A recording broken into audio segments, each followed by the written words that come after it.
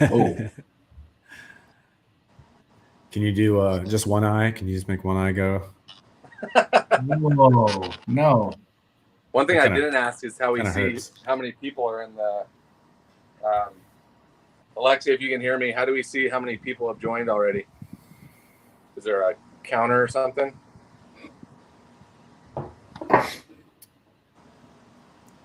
Hey, Alex, It's like the world census population thing.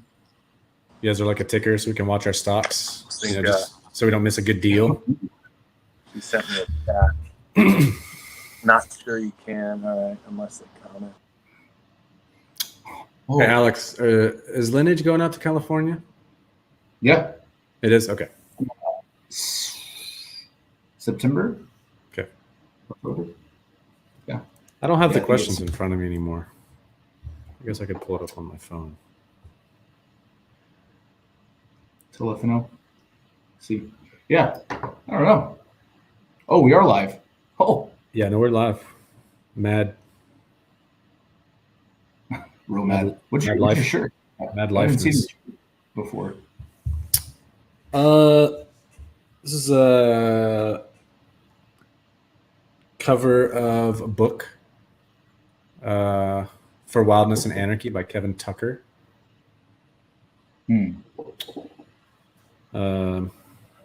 Yeah, it's like this. The copperhead's got the bolt cutters, and this little bird over here has got the match. They're ready to like Is that a fox? burn it all down. Yeah, the fox is just kind of chilling. Some crazy mushrooms down here. Oof. Oh.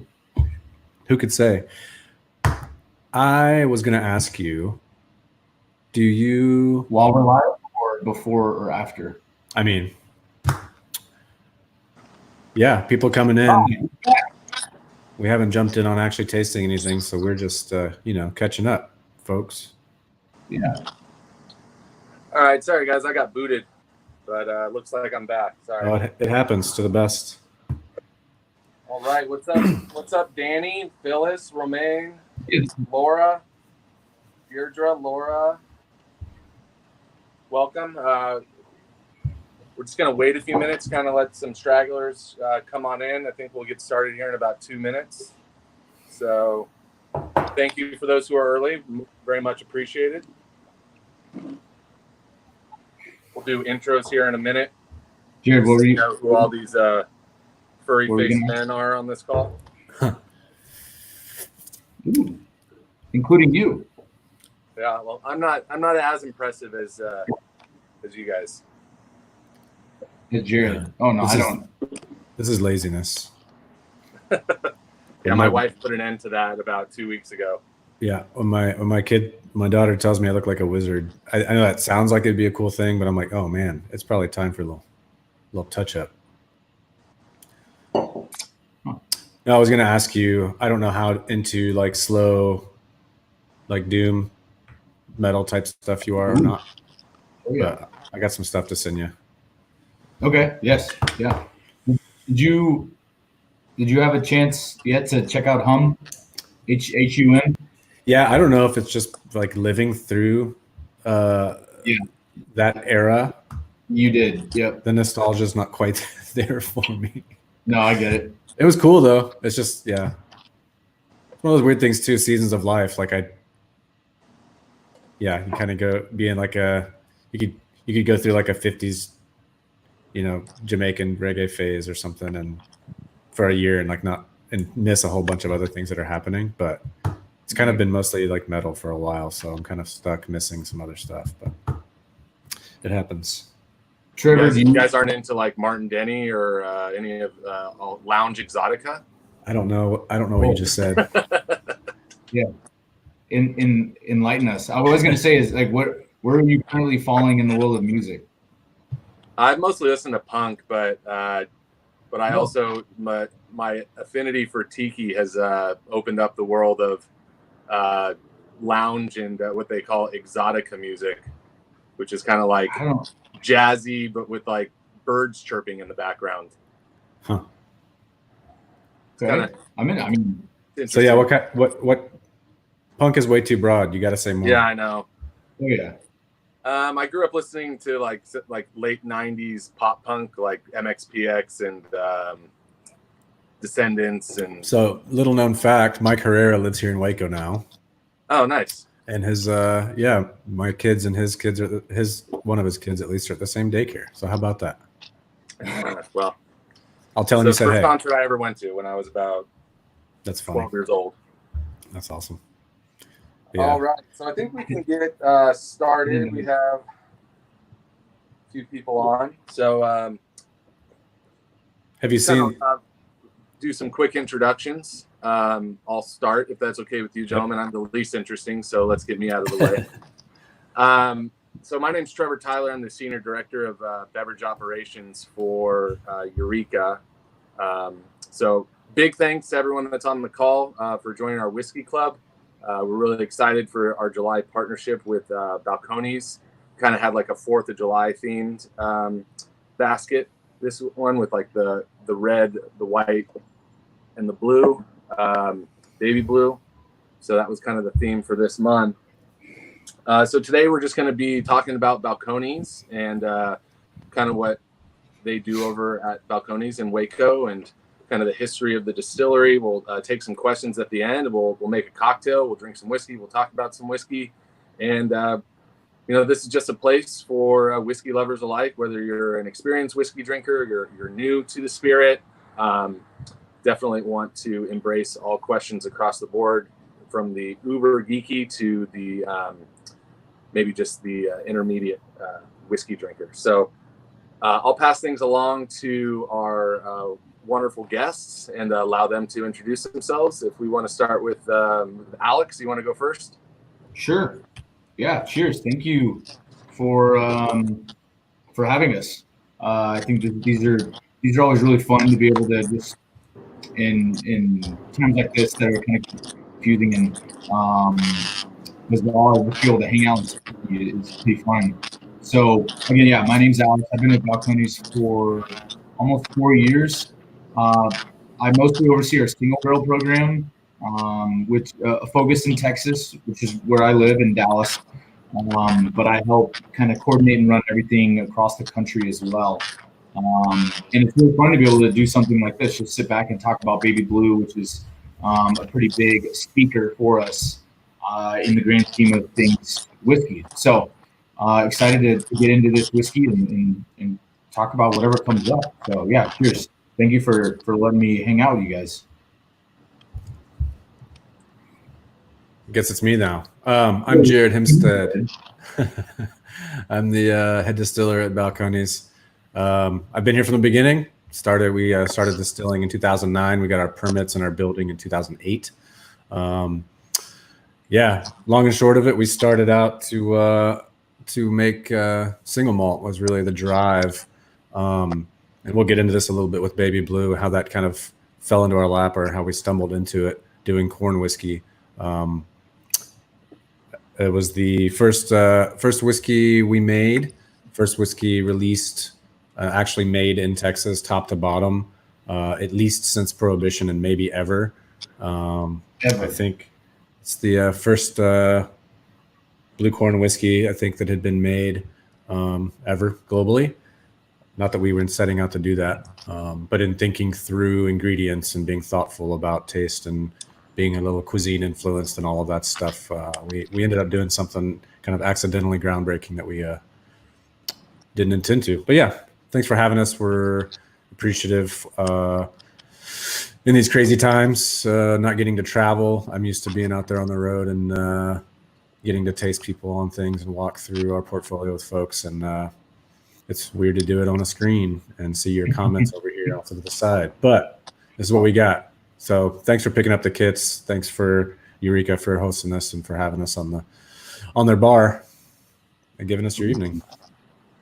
Yeah, so just wanted to talk about the Eureka side of things. So at Eureka, we specialize in Discover American Craft. And so we solely feature small batch whiskeys across the United States.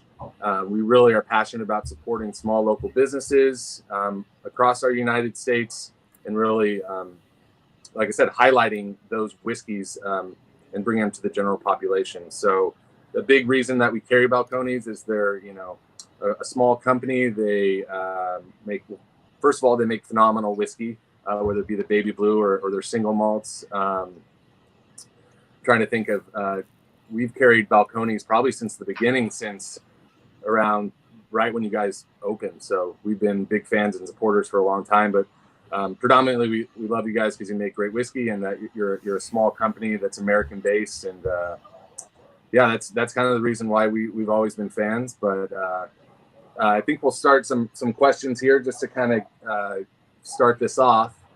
No pressure, guys. Yeah. But just give us a quick, I mean, you said that Balcones started in 2009. If you just want to give us a bit of a history, you know, how it started and where it is today. Yeah. The story really goes back to homebrewing and beer, honestly. We thought that's what we were going to do. We tried to open breweries a couple times. I'm kind of glad we didn't. The timing was we would have been a little bit ahead of the curve for a town like Waco if we'd been doing craft beer here, you know, in like 04, 05, 06 time frame. That never worked out. And in the meantime, another homebrew friend of mine and I opened a craft beer bar that's still open here in town. Great place. We kind of had beer coming out of our ears finally. And I had plenty of whiskey like most people have, and it just had never clicked. I was pretty exclusively a beer and tequila mezcal guy. That was it. And a friend of mine whiskey are pretty much brothers, right? Brothers separated. Well, that's what everyone kept telling me, that I have to love whiskey because I'm a beer guy.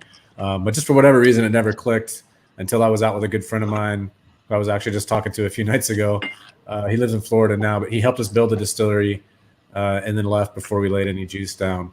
But we were out. He had studied in Oxford for a little bit, and we were out, and he ordered Ardbeg actually, and I gave me a neat pour of that, and I was like, "What is this?"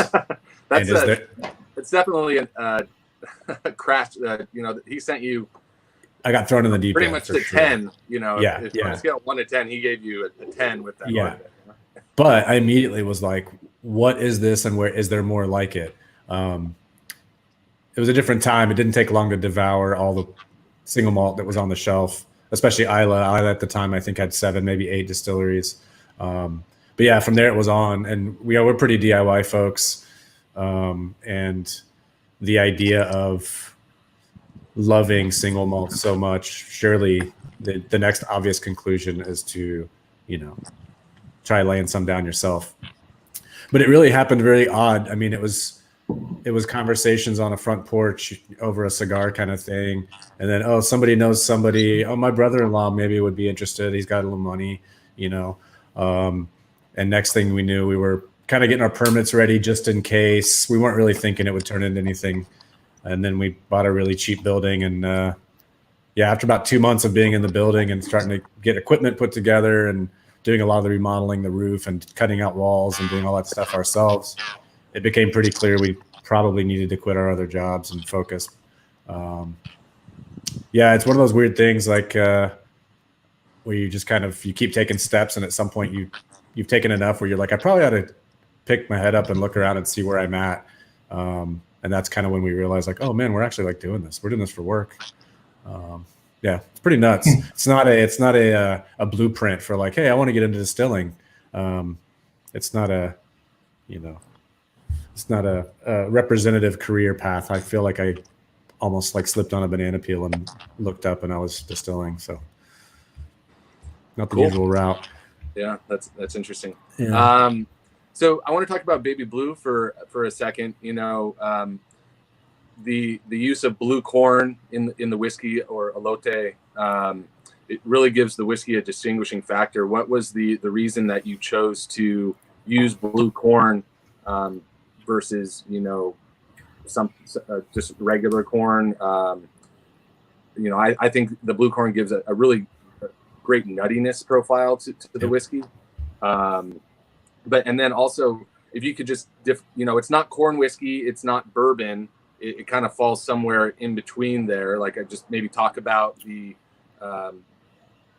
why it's distinguished that way and how it's different from corn whiskey and how it's different from bourbon and just how it came about. Yeah. I could talk about how it came about. Maybe I'll let Alex talk about like some of the definition stuff around different whiskey categories and what the requirements are. It really was just as simple as wanting to be a little more creative at the time. You know, if you went to the liquor store to get corn whiskey, it was either going to be in a mason jar on the bottom shelf, or mellow corn, which is awesome, or it was going to be Platte Valley, which is, you know, in a little faux hillbilly jug with a cork jammed in it, you know.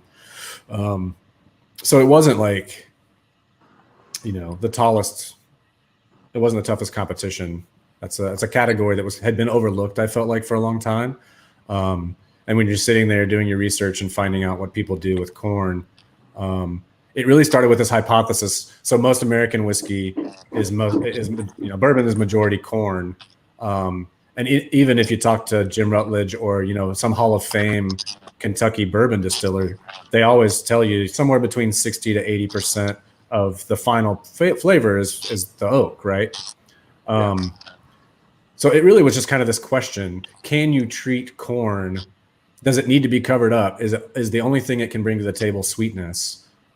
Or if you picked a better corn, were a lot more intentional about your ingredient choices, and then you were a lot more delicate with both your distillation, your fermentation, distillation, and maturation. Once again, we were Scotch guys. Single malt was what we started a distillery to make. But in the meantime, other ideas kept popping in our heads. And so we just, almost as a challenge to ourselves, like, can we do something a little more delicate and understated and interesting with corn as the base ingredient, treating it a little bit more like a Scotch would be.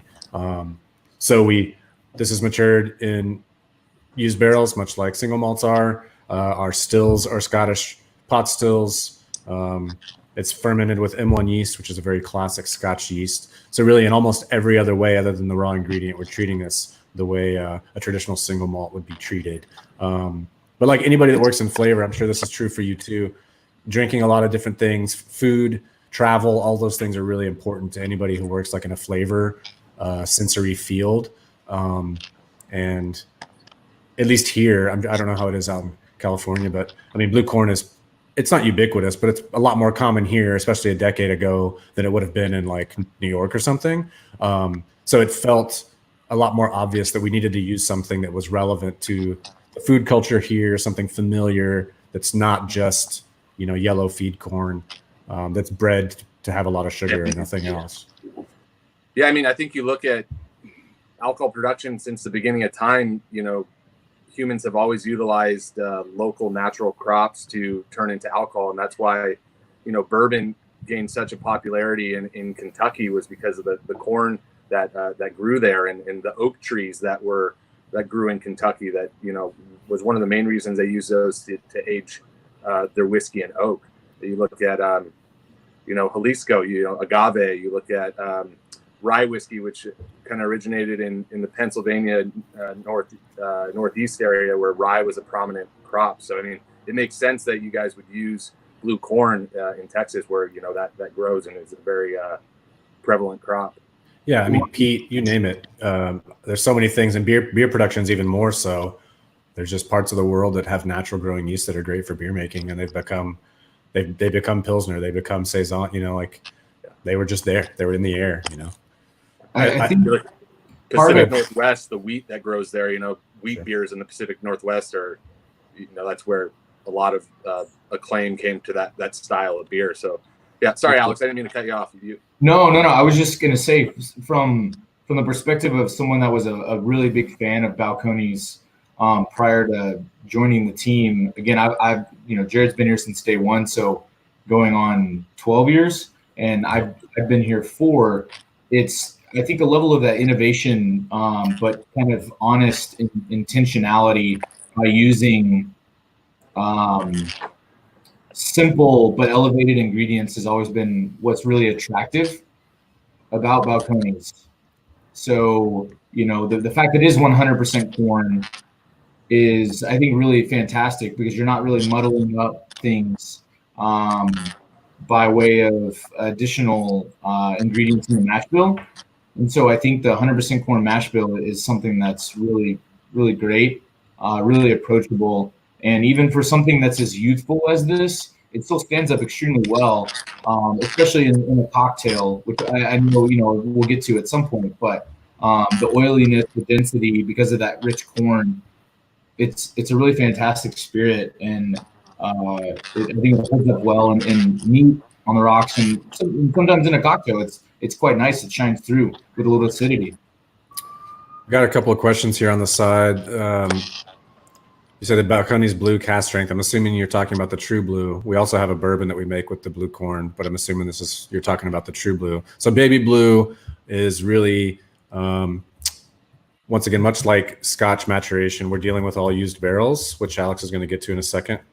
You have a wide variety of how used barrels are or aren't, and the barrels that are more wood forward get more spice, you get more tannin, you get more wood sugar. Those end up being left in those barrels longer, and the True Blue cast strength and the True Blue 100 proof are both separated. It's basically a blending exercise. So we highlight the grain forward qualities in the barrels that head for Baby Blue, and the more wood forward profiles end up in the other two products. Which leads to if you have your tasting guide in front of you, you'll see the scale here from grain to oak. We're leaning more towards grain than we are oak on your flavor profile tasting sheet here. So for the members that have this available, it's a good reference on this sheet. Yeah, being that it's 100% corn, the fun, almost like profile and spectrum to look at what new oak versus used oak does is pretty spectacular. But I think it's also, again, it's the showmanship of what the grain can actually do, and being that this is 100% used oak is pretty spectacular when you do compare it to something like bourbon, where it's very oak forward. This is very grain forward. So we're not looking to pull the wool over anybody's eyes. This is corn whiskey. It's actually above regulation by being more than 81%, 100% corn. It's a very simple, delicate, approachable corn whiskey. It's really great, really delicious. Sorry if you guys are hearing the soundtrack of East Los Angeles in the background with helicopters and sirens, but that's the East LA soundtrack, as I like to call it. Just have it on loop. Yeah. Psychological warfare. So a couple more questions for you guys before we get into making cocktails and maybe taking some questions from the audience. We'll get to some here really quick. Happy birthday, Jack! This is Jack's birthday present, so just want to say happy birthday to Jack. What a guy! Happy birthday, Jack! Where did the Balcones name come from? So yeah, there's kind of a cultural. For some reason, we joke about this a lot. As fancy as some of the Gaelic words sound, a lot of the names of scotches are actually pretty simple, and they're usually geographic references. So it could just be like that lake over there or close to this hill. And to us, they sound really exotic. But there is something about that, and I think craft spirits in general has kind of taken that sense of place idea and made that, to varying degrees, kind of a mantra of like, how do we really embody where we are, and why does it matter for us to be doing it here? Way more so than who's doing it. So this contrast that against all the famous American brands that are like a guy's name, right? An old white guy's name. So there's something about the geographic kind of reference that's feels a lot more honest to why we do what we do and how we do it. So we're on the Balcones fault line. It pretty much splits Texas right down the middle. I-35 is directly on it. So East and West Texas are two separate plates, and they move. They're not colliding like this, but they're passing each other sideways.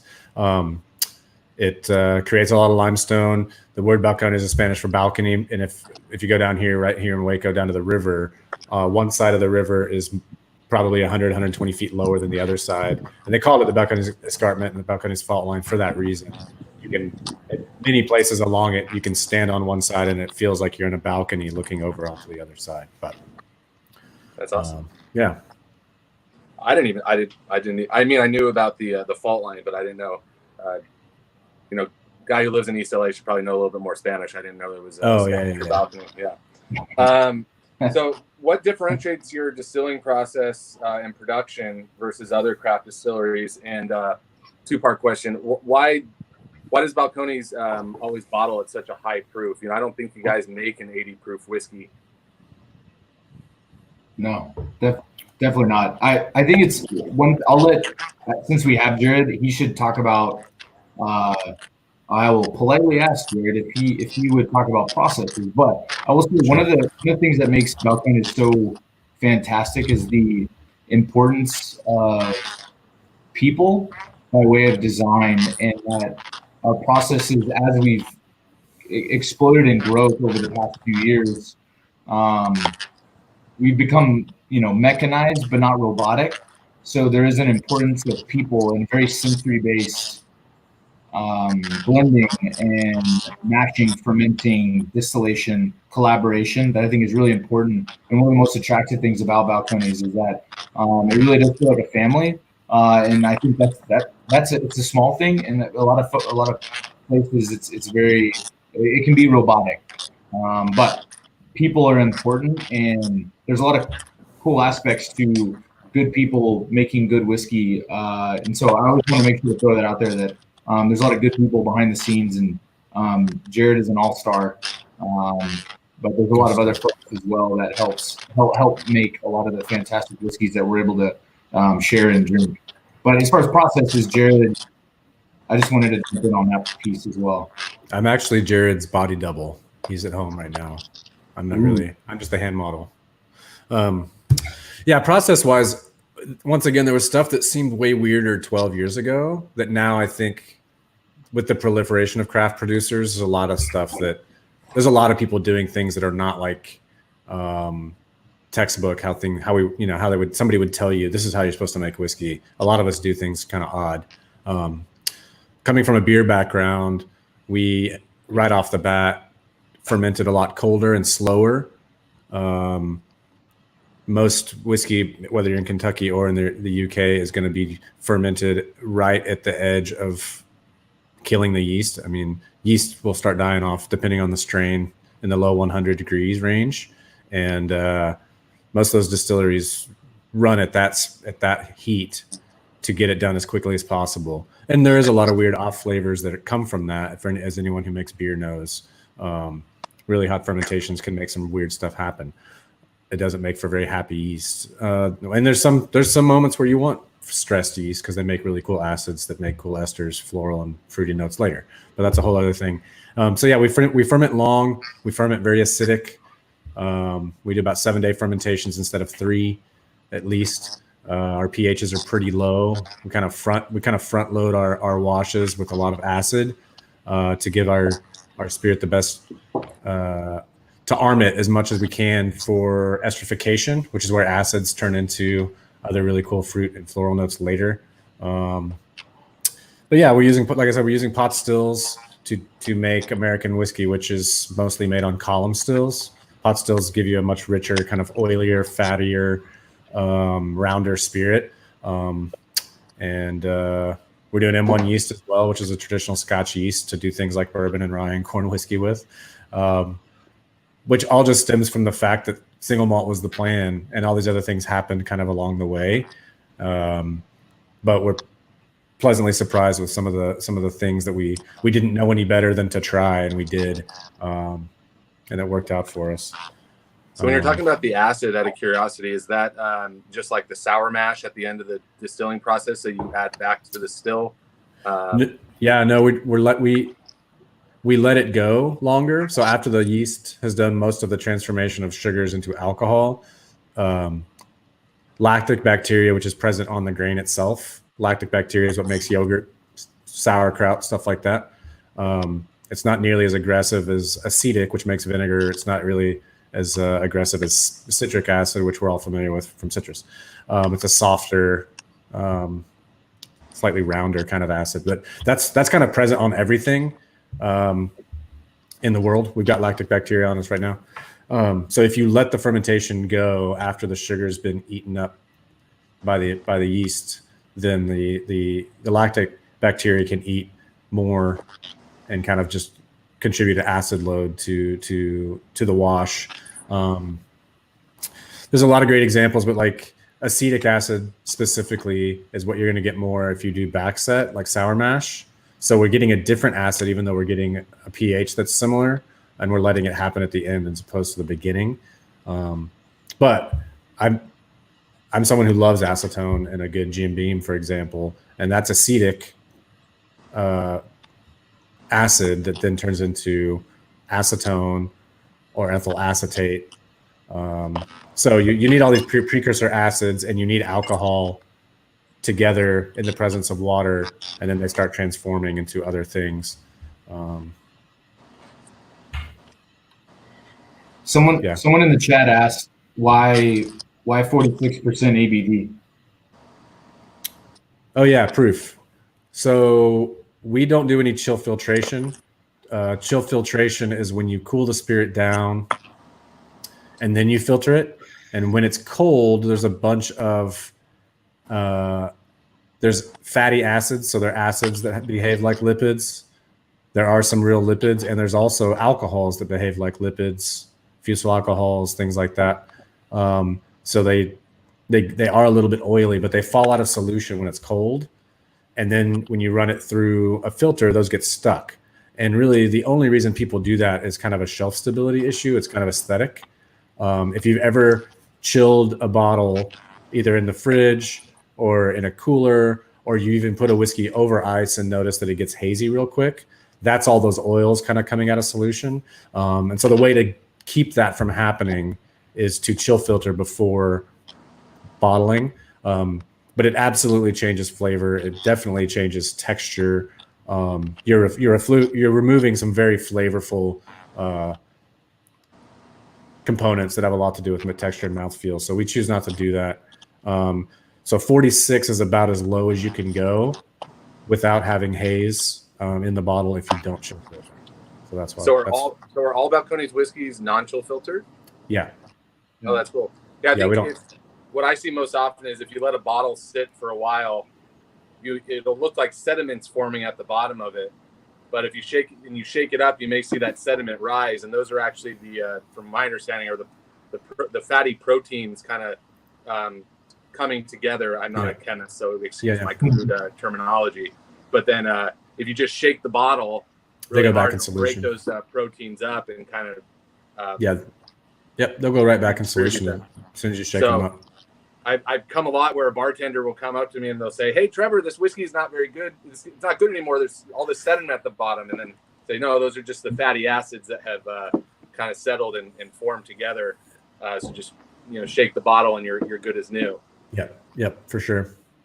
So someone did also ask if there was plans to release something a little bit older, maybe fuller maturation. And we do have a bigger brother version of Baby Blue, which is available in California, but a little bit higher proof, a little bit older, a little bit more of a balance between the corn and the barrel character. So you can kind of see.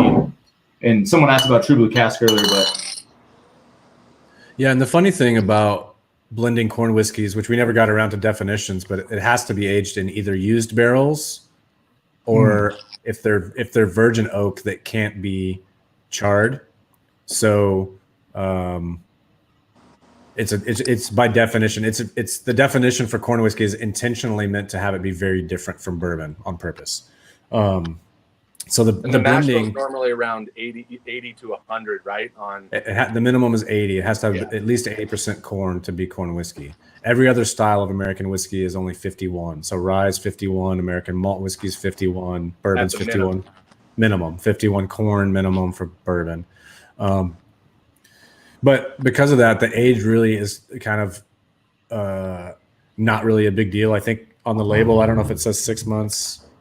24, no, I don't know.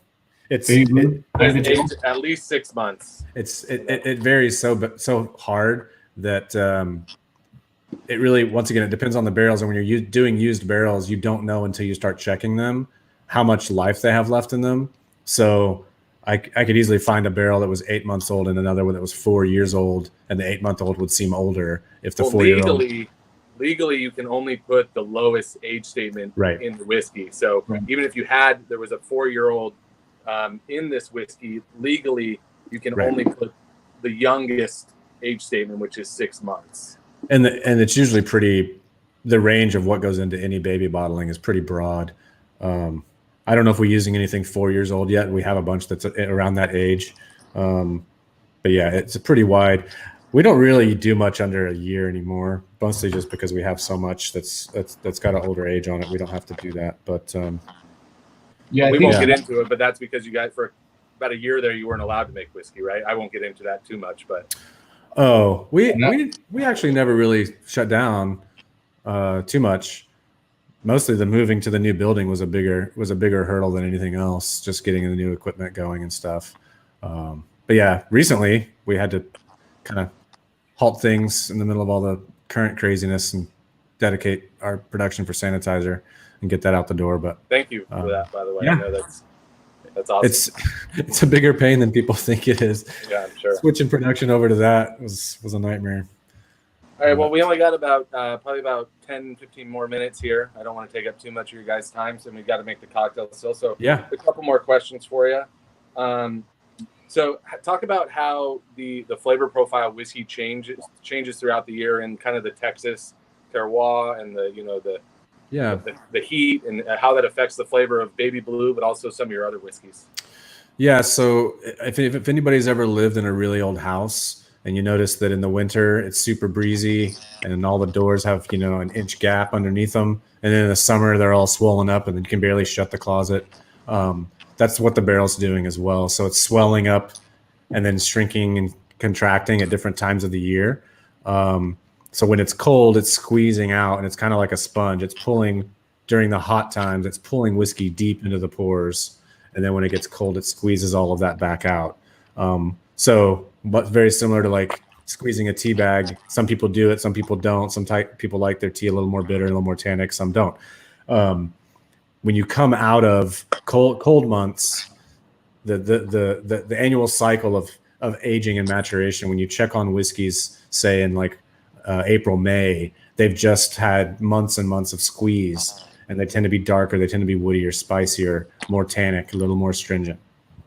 And then in the summer, like right now, things that historically can be pretty woody, and during the summer months, they tend to be pretty soft and kind of round and a little more kind of mid-heavy, a little more composed. But we've also always flirted with the just wild yeast and microflora that's in the air. And even a decade in, we're still learning a lot about. There's probably best times of year to make certain spirits than others. And if we can start not just anecdotally, but intentionally tracking when single malt's at its best or when baby's at its best, based on when the fermentation happens, we're kind of starting to backfill the year where we're not making everything all the time, but we're trying to focus making different things at different times of year to kind of maximize some of the fun nuances that we get just from wild ambient yeast that's in the air that gets in the fermentation. Awesome. Yeah. Just a couple more. One thing I did want to get in here, a little shameless self-promotion, is that if you're looking to get any Eureka items to pair with this Baby Blue, I definitely recommend 2 different burgers depending on what you're looking for. If you're looking something to complement the whiskey, knowing that it does have a little bit more of a sweeter profile up front. Our fig marmalade burger is awesome with this whiskey. That's where I was going to go. What? Alex said that's what he was going to say. I was going to go. Yeah. Yeah.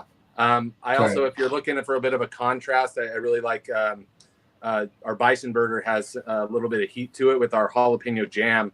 And that jalapeno jam also has a bit of sweetness to it. So you're getting some complement and contrast with that pairing, which is really nice. The heat of the whiskey will also maybe be a little bit amplified from the heat of those jalapenos and the pepper medley that's on it as well. Alex, do you want to talk about maybe the nose and the flavor profile of the whiskey and the finish? Sure. Yeah.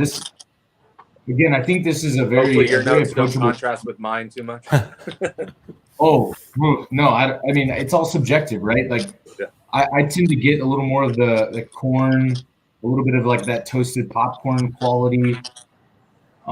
Sometimes very like bready, almost like the actual like tortilla quality, and that might be a little more familiar to folks in Texas and the Southwest. But there's a very tropical sense to it that I get from the sweetness that I think is really great. And then there is a little bit of that youthful exuberance on the palate that I think just helps round out some of that intense sweetness that you get from the corn. So I still get a lot of the nutty qualities, which I think lends to why a Gold Rush is, or a Blue Rush, if you will, is a great drink, because the acidity of the lemon helps kind of cut through some of the sweetness. But this is. It's a fun spirit because it's not. I mean, it's not. I don't think it's really overthinking itself. It's not too proud of itself. Really rich, oily, viscous, quality spirit that is simple, approachable. Yeah, I don't know. It's always fun to revisit this and kind of analyze it in this way, and then see what some additional ingredients can really do with it, like honey and a little bit of citrus, because it's just like you're highlighting components in order to elevate it into something a little bit different. And Baby Blue does that well in a Gold Rush. It's my favorite cocktail for Baby Blue. Well, thank you. That's why I picked it. Yeah, I think one of the underlying heroes. It's a little bit more of a subtle note for me is definitely that has a little bit of bright apricot kind of mid palate for me. Which I find quite nice. I get like kind of the sweetness right up front, and then it brightens up a little bit, and then just kind of has that medium long finish, little bit of leather on the end as well for me, which I find really nice. But yeah, no, I love it. And then everyone, if you're trying to follow along, we do have the tasting notes here. Again, these are kind of our tasting notes, so definitely some good stuff there. Hopefully, you're able to pick up some of the stuff that we did. If not, you have a whole bottle to drink, so you got some time to try to find those little subtle notes. I just have two more questions for you guys, and then I'll make the cocktail, and we'll kind of see if anybody has any last questions here. Maybe another, 10 minutes or so. Balcones, you guys are independent, correct? Mm-hmm. And how as an independent business in these times, I know you talked about the hand sanitizer. How has COVID-19 kind of affected Balcones, and I guess what are the plans for the future? I mean, I feel really fortunate knowing how rough a go some people are having during these times. We had a few part-time bartenders that got furloughed, but we were able to retain all our full-time folks, which a lot of it was just shifting people around, people that used to work in the front of house or in the bar, in the tasting room, in the retail space. They've been helping with warehousing, rolling barrels around, or working in packaging and stuff like that. It actually gave us an opportunity to spend some time cross-training with some people that wanted to learn how to run the stills that worked in the warehouse, and people that worked in packaging that wanted to get in the brewery house side of things and like try their hand at mashing and get used to that, learn some stuff about that side of the business. So that's pretty fun. I feel really fortunate. We've got a pretty solid distribution footprint, and that's not true for a lot of guys. That's not true for a lot of our peers and a lot of our friends, especially here in Texas. We've got the Texas Whiskey Association, which is just about to be 2 years old in, I think, August or September. But yeah, we got a lot of members that are making all their money selling at the distillery, who have like no distribution. They're not in liquor stores. They're not in bars. And some of those folks are having a really tough go at it. So Texas laws aren't super conducive for making this work if you're not pretty well handled in the distribution tier. So Yeah, it's been rough. I feel really fortunate once again to be able to keep all our folks, and other than shutting down for a few weeks for sanitizer production, we've been able to keep cranking, and it's been pretty good. I don't get to see guys like Alex. We only see each other on screens now, which is weird. But No, yes, I think we see most people on screens now. So yeah. I know this isn't the case, but I think it's a funny question. Someone wants to know if Baby Blue is named after the Action Bronson song. But I don't want to curse, but I guess the only tie to Action Bronson is that his show, F This Is Delicious, can be applied to the whiskey as well. I mean, if he wants to have a song, that'd be dope. No, I mean, Baby Blue, obviously it's a color. It's obviously a very well-known George Strait song, but it's blue corn, obviously. And you've probably seen other people that do like baby bourbons and stuff. It's kind of an industry term for younger whiskeys. So it's at its most simple. It's a young blue corn whiskey. So, yeah. And then I have to ask this because it's coming from one of our owners. Just kidding, Robert. I would ask it anyways. He wants to know, is it helpful or are there challenges producing whiskey in Texas and outside of Kentucky or Tennessee, for example? I mean, when we started, no one had ever done it here. So there was a big learning curve. And once again, we're only 12 years in. So I feel like we've just scratched the surface on what kind of whiskey Texas even wants to make. But the maturation cycles are crazy compared to Kentucky, Tennessee, much less Scotland. We're having 30-degree swings, which is, Scotland doesn't see 30-degree swing all year. Like the coldest temperature to the hottest temperature is like 20 degrees apart. So yeah, learning to play with the climate has been tricky. It's really easy to get a lot of wood color and wood flavor and extraction happening, and all the other aspects of maturation just take time. And so yeah, it's really easy to get a lot of color and wood notes in Texas, and to end up with a balanced whiskey has been a little bit of we've had to learn a few tricks and kind of reinvent the wheel a little bit. And I think there's a little bit of stigma, right? That if you're, especially in America, if you're not making whiskey in Kentucky or Tennessee, that it's probably just going to be some copy and paste and poor quality. And so you're kind of always entering into conversations that can sometimes automatically have preconceived notions. And so until you're able to just, pass them a glass of whiskey and say like, hey, just give me your honest assessment. Let's chat a little bit. Kind of in the same vein we're doing now. Then you'll begin to see people's eyes open that like, we're not looking to copy Kentucky whiskey. It's one of the beautiful things. Kentucky is still making great whiskey. It's not like a lot of the big beer producers. Some of the big beer producers are making subpar beer, and the craft guys are the only ones making good beer. For the most part. And I mean, like we're looking to add to the category without, damage anything. I mean, there's nothing, we don't have a strawberry vodka, or no offense to anybody if they have strawberry vodka, but I mean, it's very traditional style, historic distillation methods and thought processes, just with slight tweaks to challenge the category. And so I think that's why we've won Brand Innovator of the Year for 2 years in a row with Icons of Whiskey. And it's because we're willing to kind of push back, but enter into those conversations with open minds and open palates, if you will, and, and share good whiskey.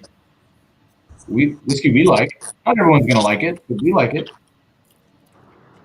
I wish I was getting one of these cocktails. I wish, it should have been I don't have my cocktail kit that showed up with my Gold Rush. Yeah. It's a bummer. I know. I'm excited to see this, Trevor. Yeah, I'm ready to see this. Let's make a cocktail. So we tried to do something, a really traditional cocktail called a Gold Rush. We wanted to do something that, had ingredients that everyone would have at home, but we supplied those for you anyways. So the Gold Rush is a super simple cocktail. We got another helicopter going by. You may have heard the ice cream truck earlier. That was great. This is just the next track on the East LA soundtrack. So hopefully everyone has the lemon squeezer that came with the kit. I do want to send it, before I forget, I want to send a shout out to Barbara Silk from Balcones, who was big help on putting this all together, as well as our marketing director, Alexia Penna, who both of those ladies put in a ton of work to bring this all together. So before I make the cocktail, I just want to thank them. I really appreciate all the work you put in. So we're going to start with, cutting your lemon in half, putting it in your squeezer. You always want to put the flesh side down into the squeezer. I know some people think it's the other way because the shape of the lemon kind of fits with the concave of the squeezer, but you always want to put the flesh side down. I have a jigger. If you don't have a jigger, you can just eyeball it. Usually about half of a lemon should come out to about half an ounce. So you should use both sides of the lemon, unless you have like massive forearms, which I used to have about 10 years ago, maybe and get more juice out. But it should be about, the whole lemon should give you about 3/4 ounce. So fresh squeezed juice is always desirable in a cocktail. It just brightens up the drink. It's hands down better than any kind of pasteurized juice you can find. And then we're going to use our honey simple syrup. So we partnered with Desert Creek Honey out of Texas. It's pure raw Texas honey, really high quality honey. So hopefully you were able to make your honey simple syrup beforehand. If you're just winging it, maybe only use half an ounce of this versus 3/4 ounce if you made your honey simple syrup. This is a rich honey simple syrup. So anytime you see the word rich simple syrup, you're talking about a 2-to-1 ratio. So 2 parts sugar, 1 part water. So a traditional simple syrup is equal parts water to sugar. Our sugar is our honey. So we're using 2 parts honey, 1 part water. We're going to do 3/4 ounce of that. It helps balance out the acidity of the lemon juice. Then we're going to take our Balcones Baby Blue. Most cocktail pours are about 1.5 ounces at Eureka.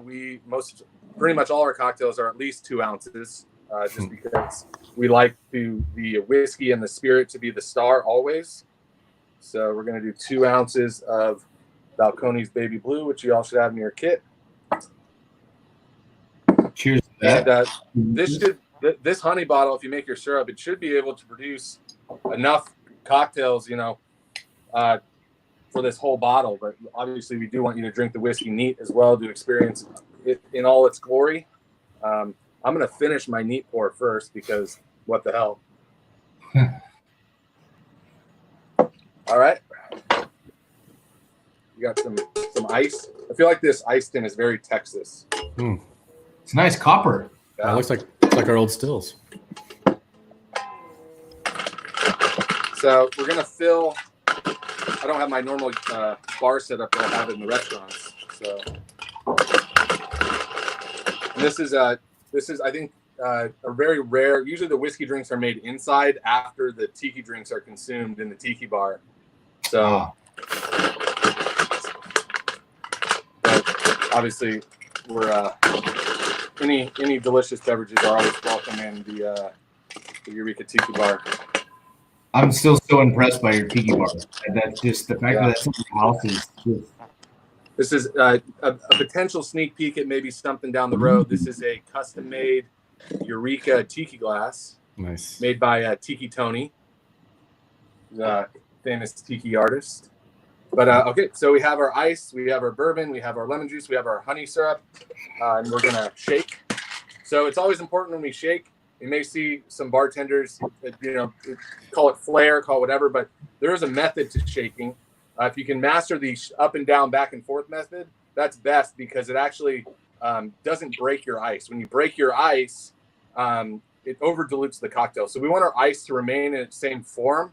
When we shake back and forth and up and down, it creates a cyclone or a tornado effect in the shaker tin, which will dilute and chill the cocktail, but not break down the ice where it's over diluted. So this is, everyone says this is the classic Trevor shake. So hopefully I can do this on camera. It's a little tight quarters back here. So.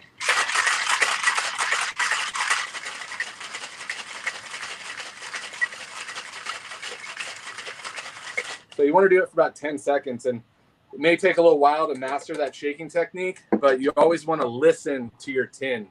Follow the rhythm is what I tell new bartenders. Once you find your rhythm, you can really get that going.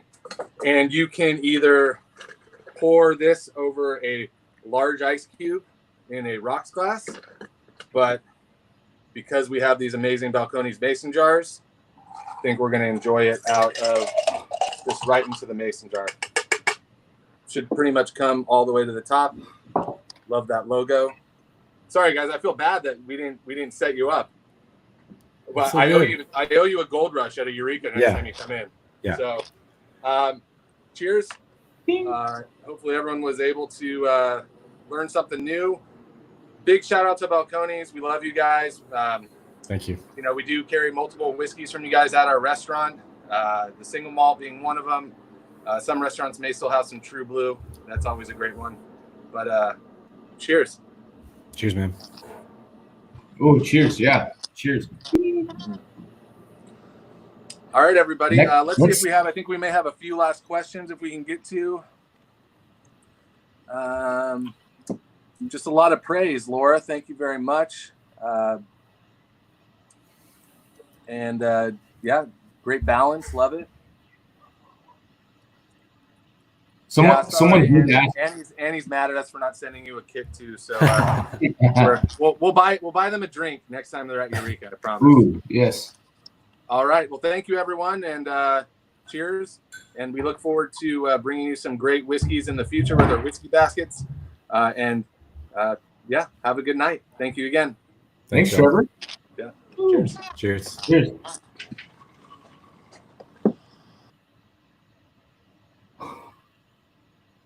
Bam. What? I didn't. Oh, we're still live. What Yeah. bottle are you drinking?